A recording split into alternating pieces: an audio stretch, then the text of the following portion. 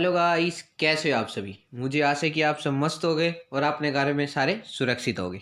मैं प्रेम आप सबका स्वागत करता हूं GK live test by Prem sir YouTube channel पे।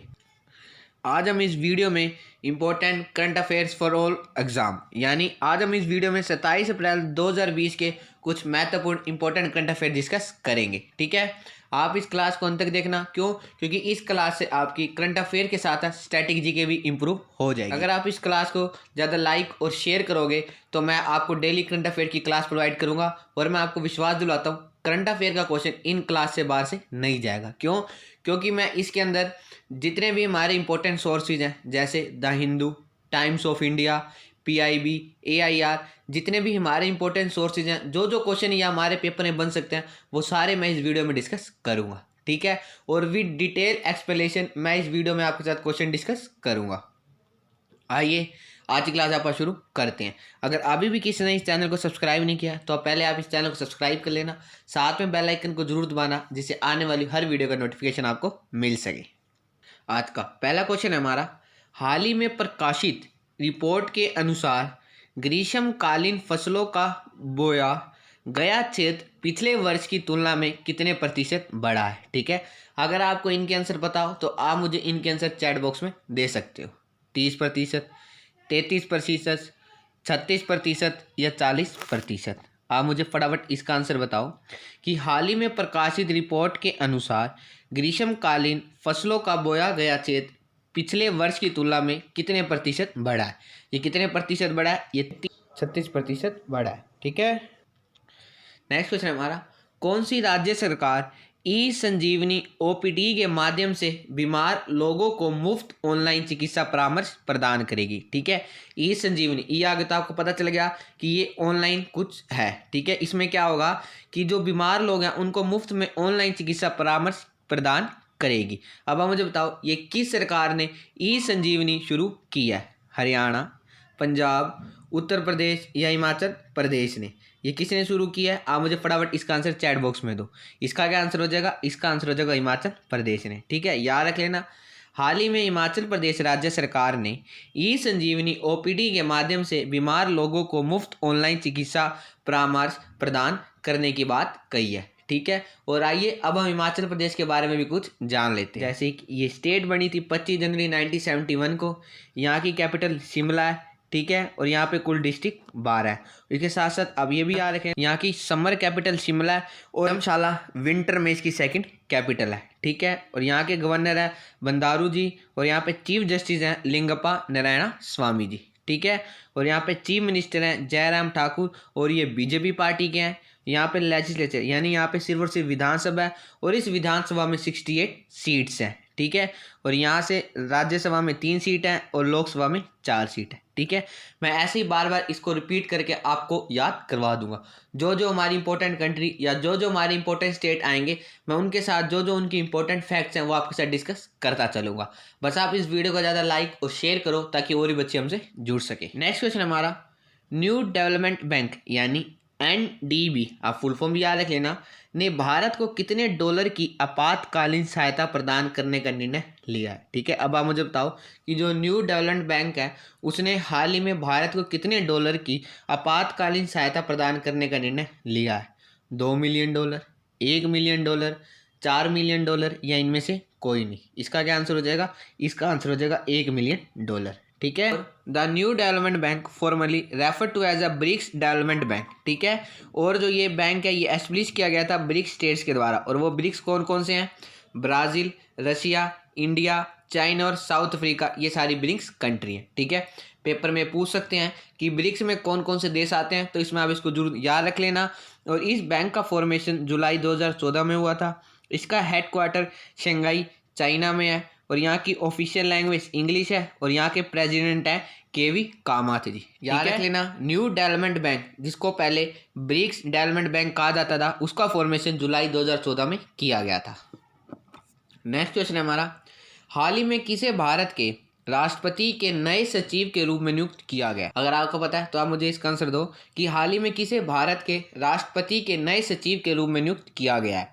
मोहम्मद रफीक को, विश्वनाथ सुबेदार को, दिवाकर दत्ता को या कपिल देव त्रिपाठी त्रिपाठी को। ये किसे नियुक्त किया गया है? ये कपिल देव त्रिपाठी को नियुक्त किया गया है। ठीक है, अपॉइंटमेंट से रिलेटेड ये क्वेश्चन बनेगा कि हाल ही में किसे भारत के राष्ट्रपति के नए सचिव के रूप में नियुक्त किया गया? तो अब याद रख लेना, कपिल देव त्रिपाठी को। नेक्स्ट क्वेश्चन है हमारा, लाइसेंस क्लासे ने कहाँ के प्रधानमंत्री के रूप में कार्य किया था? इनका हाल ही में निधन हो गया, तो देखना इनमें से एक क्वेश्चन जरूर बनेगा। फिजी, लाओस, कंबोडिया या इनमें से कोई नहीं। इन्होंने कहाँ के प्रधानमंत्री के रूप में कार्य किया था? ये किया था फिजी के। ठीक है, और आइए अब हम इस कंट्री के बारे में कुछ जान लेते हैं। जैसे इसकी कैपिटल है सुवा और यहाँ पे करेंसी फिजियन डॉलर चलती है। ठीक है, और यहाँ के अब वर्तमान में प्रेसिडेंट हैं जोय जी और यहाँ के अब वर्तमान में प्राइम मिनिस्टर हैं फ्रैंक जी। ठीक है, आप इनके नाम जरूर याद रख लेना। जो कंट्री हाल ही में न्यूज़ में होती हैं उनसे हमारे पेपर में क्वेश्चन बनते हैं। बस आप कोई चिंता मत करना, जो जो इंपॉर्टेंट फैक्ट्स जो कंट्री से होंगे मैं आपको बताता चलूँगा। बस आप इस क्लास को ज़्यादा लाइक और शेयर करो। नेक्स्ट क्वेश्चन है हमारा, हाल ही में किसे स्थायी आधार पर क्रिकेट दक्षिण अफ्रीका के निदेशक के रूप में नियुक्त किया गया? अब आप मुझे बताओ, हाल ही में किसे परमानेंट क्रिकेट दक्षिण अफ्रीका के निदेशक यानी डायरेक्टर के रूप में नियुक्त किया गया? सौरव गांगुली, इमरान ताहिर, ग्रीम स्मिथ या इनमें से कोई नहीं। और आप मुझे ये बताना कि सौरव गांगुली हाल ही में किस एसोसिएशन के अध्यक्ष हैं? ठीक है, आप सब बच्चे मुझे इसका आंसर चैट बॉक्स में जरूर देना। और ये किसे क्रिकेट दक्षिण अफ्रीका के निदेशक के रूप में नियुक्त किया गया? ये किया गया ग्रीम स्मिथ को। ठीक है, नेक्स्ट क्वेश्चन है हमारा, कौन कोविड-19 वैक्सीन के विकास के लिए बनाई गई केंद्र सरकार की उच्च स्तरीय टास्क फोर्स का प्रमुख होगा? अब आप मुझे इसके अंदर बताओ कि कोविड-19 वैक्सीन के विकास के लिए केंद्र सरकार ने एक टास्क फोर्स बनाई है। अब आप मुझे बताओ कि उस टास्क फोर्स का प्रमुख कौन होगा? विनोद पाल, राजीव मेहता, एक और दो दोनों या इनमें से कोई नहीं। इस टास्क फोर्स के प्रमुख कौन है? वो हैं विनोद पाल और राजीव मेहता। ठीक है, ये दोनों इस टास्क फोर्स के प्रमुख बनाए गए हैं। ये क्वेश्चन जितने भी कोरोना वायरस से इंपॉर्टेंट क्वेश्चन है वो बिल्कुल सारे वो आपके साथ डिस्कस कर दूंगा। बस आप इस वीडियो को अंत तक देखते चलना। नेक्स्ट क्वेश्चन है हमारा, हाल ही में किसने फॉर्मूला 1 वर्चुअल चीनी ग्रैंड पिक्स जीता है? ठीक है, ये चीन वाले अभी भी कोई ना कोई ग्रैंड पिक्स करवा लें, लेकिन ये वर्चुअल करवाया गया तो पेपर में क्वेश्चन बनेगा। माइकल गैरी, चार्ल्स लेक्लेर्क, अलेक्जेंडर फिल्मो या इनमें से कोई नहीं। ये हाल ही में किसने जीता है? ये जीता है चार्ल्स लेक्लेर्क ने। ठीक है, नेक्स्ट क्वेश्चन हमारा, एपिडेमिक डिजीज एक्ट किस वर्ष पारित किया गया था? अब आप मुझे बताओ कि जो एपिडेमिक डिजीज एक्ट है ये किस वर्ष पारित किया गया था? ये किस वर्ष पारित किया गया था? ये गया था 1897 में। ठीक है, जैसे आपको पता होगा कि जो हमारे स्वास्थ्य कर्मी हैं उनके ऊपर अटैक किए जा रहे हैं, तो जो हमारी केंद्र सरकार है उन्होंने एपिडेमिक डिजीज एक्ट में कुछ बदलाव कर दिए गए जिससे कि उनके ऊपर हमले नहीं हो। ठीक है, और वो क्या क्या कड़े कानून बनाए गए वो मैं आपको आगे बताता हूँ। ठीक है, 123 साल पुराना ये जो एक्ट है इसके अंदर बदलाव किए गए हैं, तो एक क्वेश्चन देखना हमारे पेपर में जरूर बनेगा। स्वास्थ्य कर्मियों पर हमले के आरोपियों को 5 लाख रुपए तक जुर्माना और 7 साल तक की सजा हो सकती है। ठीक है, अगर माइनर इंजरी हुई है तो उसके अंदर 3 महीने से लेकर 5 साल तक की सजा। अगर मेजर इंजरी यानी ज़्यादा चोट वगैरह लगी है तो उसके अंदर 6 महीने से लेकर 7 यानी 7 ईयर्स तक की सजा का प्रावधान रखा गया है। ठीक है, और यही नहीं, हमले में स्वास्थ्य कर्मी के वाहन व निजी संपत्ति के नुकसान होने की स्थिति में आरोपी से नुकसान की 2 गुनी राशि वसूल की जाएगी। ठीक है, और प्रधानमंत्री नरेंद्र मोदी की अध्यक्षता में हुई कैबिनेट की बैठक में 123 साल पुराने महामारी बीमारी कानून में इन संशोधनों के लिए अध्यादेश को हरी झंडी दे दी गई है। ठीक है, देखो हमारे लिए इंपॉर्टेंट है जो भी बातें हमारे लिए यानी जो मोस्ट इंपॉर्टेंट पॉइंट हमारे पेपर के लिए इंपॉर्टेंट या अगर आपकी लाइफ के लिए इंपॉर्टेंट होंगे वो मैं इन वीडियो में डिस्कस करता चलूंगा। ठीक है, जैसे आपको पता चल गया इसमें से हमारे पेपर में ये क्वेश्चन बन सकता है कि ये एक्ट कब पारित किया गया था। ठीक है, और वैसे मैंने आपको सजा वगैरह बता दिया, ये सजा वगैरह हमारे पेपरों में नहीं पूछी जाएगी। हाँ, मेंस के पेपरों में ये पूरा डिस्क्रिप्शन में हमसे पूछ सकते हैं। ठीक है, नेक्स्ट क्वेश्चन है हमारा, पलसाना गांव किस राज्य में स्थित है? ठीक है, अब ये मैंने क्वेश्चन क्यों इंक्लूड किया? क्योंकि ये न्यूज़ में था और देखना है क्वेश्चन बनेगा और हमें हवा भी नहीं लगेगी ये क्वेश्चन कहाँ से बन गया। और बच्चे सोचेंगे क्या हमें हमारे भारत में जितने राज्य हैं उनके हर गांव के बारे में पढ़ना पड़ेगा? ऐसा कुछ नहीं है, मैं इसलिए न्यूज़ में था मैं आपको बताता हूँ। क्यों? क्योंकि जैसे आपको पता लॉकडाउन चल रहा है तो इस गाँव में एक सरकारी स्कूल के अंदर कुछ प्रवासी मजदूर रह रहे थे। ठीक है, तो जो गांव के लोग हैं उन्होंने इनका बहुत अच्छे से ध्यान रखा था। ठीक है। इनमें से जो कुछ प्रवासी मजदूर थे वो कुछ पेंटर वगैरह थे। तो जैसे आपको पता है सरकारी स्कूलों की क्या हालत, उनमें से उन्होंने सरपंच को कहा अगर आप हमें पेंट वगैरह देते हो तो हम इस स्कूल को पेंट वगैरह कर देंगे, और इसके लिए उन्होंने कोई भी पैसा नहीं लिया। क्यों? क्योंकि वो उन गाँव वालों से खुश थे, क्योंकि उन गाँव वालों ने उनकी बहुत अच्छी से सेवा करी थी। ठीक है। जैसे कईयों को उसके अंदर लकड़ी का काम आता था, उसने सरकारी स्कूल के गेट ठीक कर दिए। कई पेंटर थे तो उसने सरकारी स्कूल के अंदर चित्र बना दी। कहीं पेंट कर सकते थे तो उन्होंने सरकारी स्कूलों को पेंट कर दिया। इसलिए ये गांव हाल ही में न्यूज़ में था। और देखना पेपर में क्वेश्चन जरूर बनेगा और हमें हवा भी नहीं लगेगी। अब आप मुझे बताओ कि पलसाना गाँव किस राज्य में स्थित है? हरियाणा, पंजाब, राजस्थान या हिमाचल प्रदेश में? ये किस राज्य में स्थित है? ये है राजस्थान में। ठीक है। और जो राजस्थान है ये जिला बना था 30 मार्च 1949 को। यहाँ की कैपिटल है जयपुर और यहाँ पे लार्जेस्ट सिटी भी जयपुर है। ठीक है।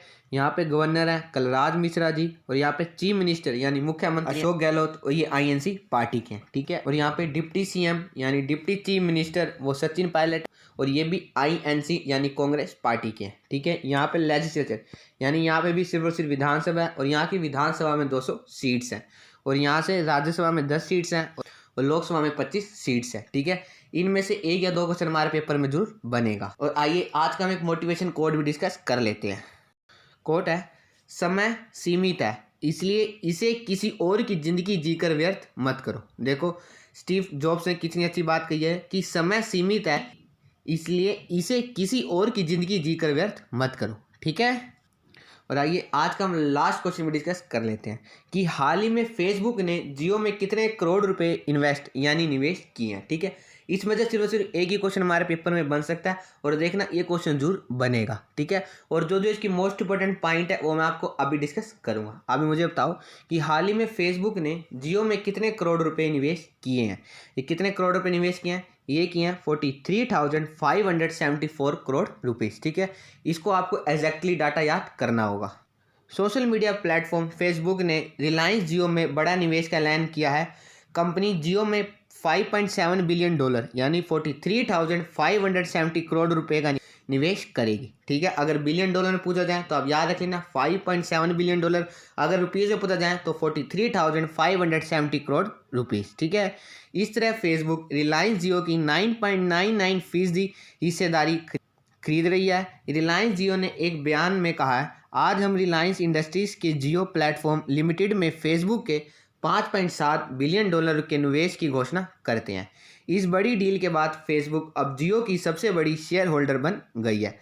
या पेपर में क्वेश्चन बन सकता है कि अब जियो की सबसे बड़ी शेयर होल्डर कौन सी कंपनी बन गई है, तो वो फेसबुक बन गई है। ठीक है। जैसे आपने अमेजोन वगैरह का नाम सुना हुआ है ना, तो वैसे ही अभी एक जियो मार्ट खोलने जा रहे हैं जिसके अंदर जो छोटे छोटे किराने शॉप होते हैं ना, जैसे आपके घर के पास जो किराने की शॉप होती है ना, उनको ये ऑनलाइन कनेक्ट करेंगे। ठीक है। इसलिए अब एक जियो मार्ट खोलने जा रहे हैं, इसलिए जो फेसबुक है उसने जियो के अंदर इन्वेस्ट किया है। ठीक है। और जो इसकी पेमेंट होगी वो व्हाट्सएप पे से होगी। ठीक है। जब ये होगा तो उसके बारे में बिल्कुल डिटेल में डिस्कस करेंगे। बस हमारे पेपर में ये क्वेश्चन बन सकते हैं, तो आप इनको जरूर ध्यान रख लेना। आज की वीडियो में बस इतना ही। मुझे आशा है कि आपको वीडियो अच्छी लगी होगी। अगर आपको वीडियो अच्छी लगी है तो आप इस वीडियो को लाइक करो, ज़्यादा शेयर करो ताकि और भी बच्चे हमसे जुड़ सके। अगर आप ऐसी वीडियो पाने के लिए आप इस चैनल को सब्सक्राइब कर लेना, साथ में बेल आइकन को जरूर दबाना जिससे आने वाली हर वीडियो का नोटिफिकेशन आपको मिल सके। अगर आप चाहते हो मैं आपको डेली करंट अफेयर्स की वीडियो प्रोवाइड करूं तो आप इस चैनल को ज़्यादा सपोर्ट करो जिससे मैं भी मोटिवेट हो सकूं। अगर आपको इस वीडियो से रिलेटेड या अगर आपको अपनी स्टडी से रिलेटेड कोई डाउट है तो आप नीचे कमेंट बॉक्स में लिखना, मैं आप सबके कमेंट पढ़ता हूँ और रिप्लाई भी दूंगा। जय हिंद, जय Bharat. Thank you and have a nice day.